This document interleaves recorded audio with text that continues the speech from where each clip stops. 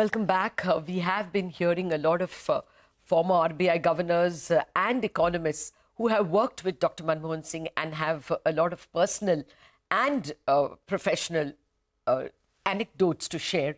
Joining us now is Dr. Narendra Jadhav, former Rajya Sabha MP, and of course, I knew him as former chief economist of the Reserve Bank of India. He was also former Planning Commission member. Dr. Jadhav, good morning. Thank you very much for joining us. What would you say, sir, is the legacy of Dr. Manmohan Singh? Well, Dr. Manmohan Singh was a great visionary. I consider myself fortunate to have been associated with him for more than 30 years. And he was not only my guru, he was my mentor. And he was like a elderly person guiding me through my entire professional career. Uh, our association started with his days in RBI as the governor, and it was there until uh, we were together in the Rajya Sabha as the members of parliament. Okay. In the interregnum, lots of things happened. You know, in about, I think his main legacy that he left behind is the new economic policy.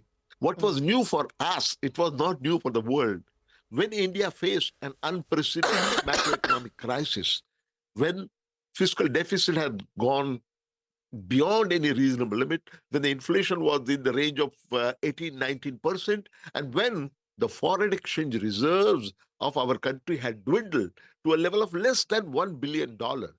That was the low point, one of the lowest points in India's economic history.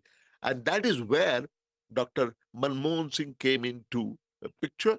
He was made appointed as the finance minister. And as the finance minister, not only he turned the corner, not only he changed he set the recovery in motion, but he introduced reforms which were known to others but never introduced in India, what they summarized as liberalization, part privatization, and globalization. In particular, in the budget, in his very first budget, he dismantled all the controls or most of the controls which were holding back the entrepreneurial spirit in our country. What he did was, the entrepreneurs, their hands were tied, their feet were tied, and they were told to perform. How were they going to perform? Dr. Manmohan Singh, in one stroke, got away and freed them, the entrepreneurial spirit, which was always there, but kind of tied down because of the earlier policies. That was changed, and the new economic policy started on the liberalization, privatization, globalization. He also led the country to reach the highest economic growth that we have achieved, 9.3% in 2007-8, when the global meltdown came. And his entire tenure as a governor of RBI, as a finance minister, and then later as a prime minister for 10 years, all these areas, he has left an imprint of a honest patriot who is perfectly professional, one who is open to criticism, and one would change the policies. He was soft-spoken, but his resolve was always firm. He could be talking hard. Remember what happened to the nuclear agreement.